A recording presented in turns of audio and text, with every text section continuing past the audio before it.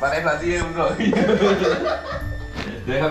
Oh, hello guys, good morning. गिबि-गिबियावनो नोंथांमोनखौ आंनि गोदान मोनसे भिडिअ बरायलायबाय लोगो लानि न'आव दोङो दासो सिखारदो ओमफ्राय नै इथिं इसोर ओंखारबाय थादो आं सोंगारथ'वाखै नै हिमांसुफ्रा लंपेन्ट गानदों गाइस इथिं दोङो नै उनसोरांफ्रा दहायनिफ्रायनो ओंखारनानै नेबाय दोङो इथिं जोंना बेगफोरा लेथ्रा जाजोबना दोङो मैया जोङो हरावसो मोनफैदो ब्रेकफास्ट खालामखांबाय बिस्कुट साहा लोगो लानि बिफाया होदोंमोन ओमफ्राय दा आंबो ओंखारनि ड्रेस गाननिसो दुगैयाखैमोन माने आङो दुगैनानै ड्रेस गानना ओंखारनि स' दिनै मायाव थांनाय जायो आङो दा नोंथांमोननो खोन्थागोन नायलांबाय था ब्लगखौ होमबा आङो दुगैना लानि दा नै थांनो ओंखारबाय जोङो फुल रेडि जाबाय नै दिनै जोङो कार हाउस थांगोन ब्र लानि ना ब्र थांनो थाखाय इसोरथ' एक्साइटेड आं माने बे जायगायाव थांखाबाय आगोलनो ब्लग होबाय गाइस नोंथांमोना बेखौबो नायनो हागोन दिनै आरो आङो एसे खामबावगोन नोंथांमोना नायबानो जाबाय पेपे फल्स नै ब्र'आबो भिडिअ बानायगोन नायबानो जाबाय ब्र'नि चेनेलाव थांनानै एसएमएइट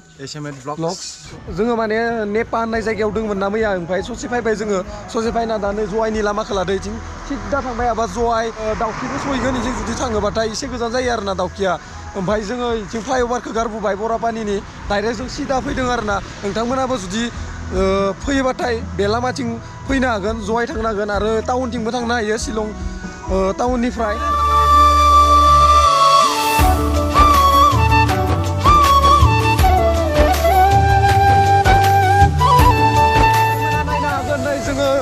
welcome to Jaintia hill district बेयाव जोङो एन्ट्रि लासिगोन स' जवाइ बारनानै जोङो पेपे फल्सखौ मोनगोन अखाबो एसे थाइफ्रिबाय दोङो जों जुदि बाइक लानानै फैनाय मोनबा एसे डिस्टार्बबो मोननो हानायमोन स' काराव फैनायखाय जोङो जेबो डिस्टार्ब मोनाखै माने इयाव मोनथाम हिल दङ आरो ना गार' हिल खासि हिल जयन्तिया हिल स' नैबेनो जाहैबाय जयन्तिया हिल डिस्ट्रिक्ट स' बेखौ बारनायनि उनाव मोनगोन जोङो जवाइ बिनि उनाव जयन्तिया हिलाव दङ आरो ना पेपे फल्सआ नों मा बुङो फैना माबायदि मोनदों जोबोद मोजां मोनदों आं दा मैया पुरा बाइक सलायनो दिनै काराव गाखोना एसे मोजां नांदों ना ब्र' गाइस गोबां मानसिफोरानो कमेन्टआव बुंहरदो आरो ना मा लेंगुवेजाव रायलायो होननानै बुजि मोनिफोरा ओमफ्राय हिन्दीदिबो खालामनो होबाय हायो खायफा खायफा बुजि मोनै मानसिफोरा स' ओंखायनो आङो दिनै पेपेनि भिडिअखौ माने हिन्दीदोबो एसे बुंलांगोन बेनि उनाव बर'दोथ' खालामनो हायोआनोखा स' जायाबाबो हिन्दीदो खालामलांनि आरो ना ट्राइ खालामना नायनि इगनर खालामबानो जाबाय जुदि मायबाफोर गोरोन्थि जायोबा स' नायलांबाय था जोङो मोनसिगोनानो बारा गोजानबो गैखाला जोङो नै दा बे लामा जिङावनो हटेल गंसे मोन्दोंमोन ओमफ्राय बेयाव जोङो फुंनिफ्राय जेबो जायैखाय दा जानायदो तो अभी मैं खाके टेस्ट को बताते ही आप लोग को हेलो ब्रो बेदरखौ जाना नायनो र' माबायदि टेस्ट अभी तो नहीं खाएगा ये बॉयलर है क्या चिकन है उधर को दे दो मस्त बढ़िया ना बढ़िया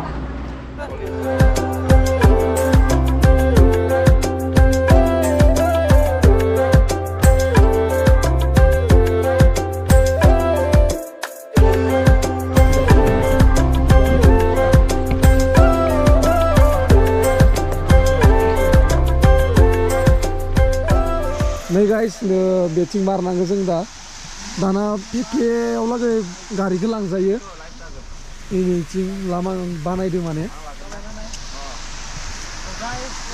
गारिखौ बरिया लांजाखायो दाना खाथियाव लागै नङाबाथ' आगोल पेराडाइस नाइट केम्पिंआव जोङो थानानै थाबाय थांदो 30 मिनिटसो लादोंमोन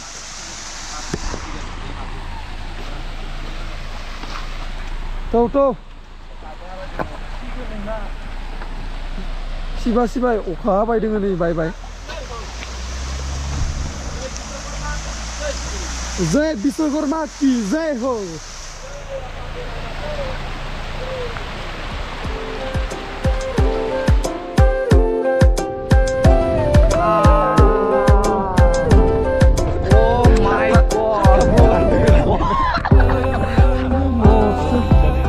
फाइनाली जोङो नै पेपे फल्सनि खाथियाव लागै मोनफैबाय माने गाइस दिनै लामाया बदलायबाय आरोना आगोल जि खनसे आङो फैदोंमोन बेवहाय माने पेराडाइस नाइट केम्पिंआव थानानै जोङो 30 मिनिटसो ट्रेकिं खालामनो गोनां जादोंमोन बाट दा लामा गोदान ओंखारबाय आगोलाव पार्किंनि थाखाय 50 रुपिस लादो बेनि उनाव इयाव गारिखौ जों दोनफैनानै पेपे फल्सआनो एसे थांबानो मोनसिगोन जो हमारा पेपे फॉल्स है तो देखना बहुत ही सही है एकदम ब्यूटीफुल अभी तो हम लोग आसमान के ऊपर है पहाड़ के ऊपर अभी थोड़ा सा बारिश हो रहा है इसलिए मौसम भी सुंदर और ठंडा हो रहा है।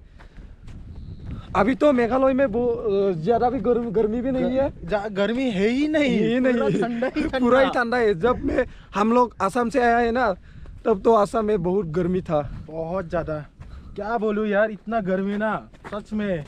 मेरे को खुद, मेरा गांव बक्सर डिस्ट्रिक्ट में है, मेरे को खुद वहाँ इतना ज्यादा गर्मी लगता था, इतना ज्यादा पसंद ही नहीं लगता था मेरे को बिल्कुल। सच में यार ब्रो, सच में। यस आरो गाइस नोंथांमोना मोननैसो कमेन्ट नुदों आङो जि भिडिअ हेगारदोंमोन बेवहाय बुंहरदोंमोन लोगो हमनो होनना मेघालयावबाबो पुलिस बाजाराव माबायाव सोरबा सोरबि थाफैनायफोरा।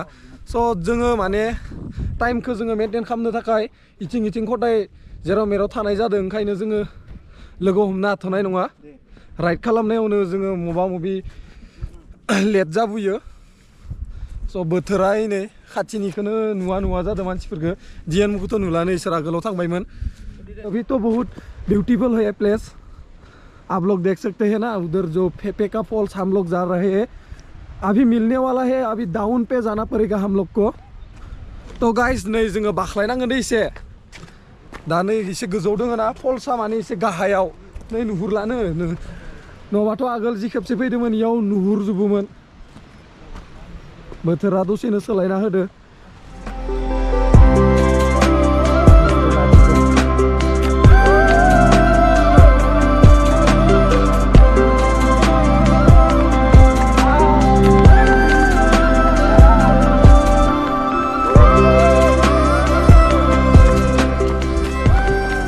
आप लोग देख सकते हैं रास्ता इधर है फेफे फॉल्स का, उधर साइन बोर्ड दिया हुआ है। तो अभी हम लोग को टिकट काउंटर में जाना पड़ेगा गाइस। भाई दा जों इयाव टिकट दानना लानि। एडाला 50 रुपीस, साइन बोर्डआव नुदों चिल्ड्रेना 20 रुपीस। नै गाहायाव दा ओंखारलांगासिनो जोङो। जुदि सान्दुं दुङाबा ना भिउखौ जोङो इफोरखौ जि बरिया नुयोमोन।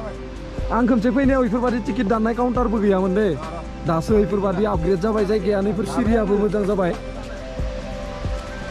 खिन्थु गाखोनायाव एसे खस्थ' मोन्दोंमोन जोङो खेबसे फैनायाव, वाटारफलखौ नै नुनोनो थाङाखै। ओ माय गड, नै गाइस नै मेघालया फेफे फल्स। नोंथांमोना फैफेराखैबा फैनानै फै, दैया दा एसे बुरजा जाना दङ। आरो जुदि साननैसो उनाव अखा हायोबा आरो बांसिन जाबावगोन। दानो एसेबां जाना दङ, जों खेबसे फैनायाव इफोरबादि मोनाखैमोन। खाथियाव लागै थांनि दिनै आरो दुगैबावगोन, माबादि दुगैनाय जायो नोंथांमोना नुगोन ब्लगाव। तो आप लोग इधर नहीं आया है तो इधर आ जाइए, इधर आ जाए, मेघालय पे घूमे ना आप लोग। फेफे फॉल्स बहुत ही मजा है।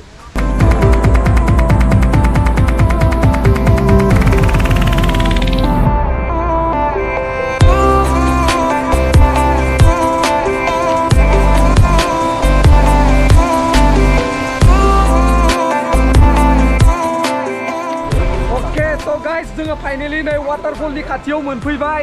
नोंथांमोना नायनो हागोन नै वाटारफलखौ आंनि खाथियावनो दोङो। 1 2 3 लेट्स गो।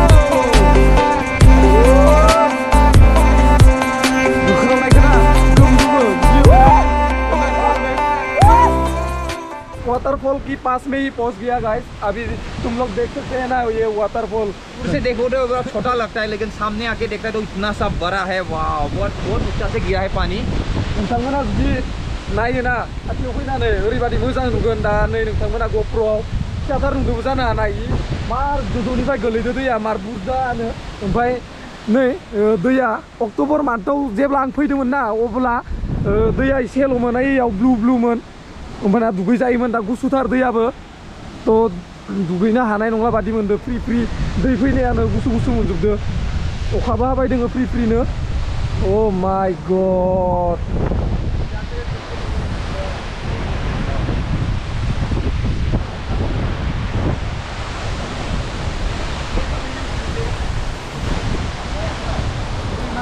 तो गाइस जोङो वाटारफलखौ बाय होनोसै। नै बाय फेफे फल्स इन मेघालया।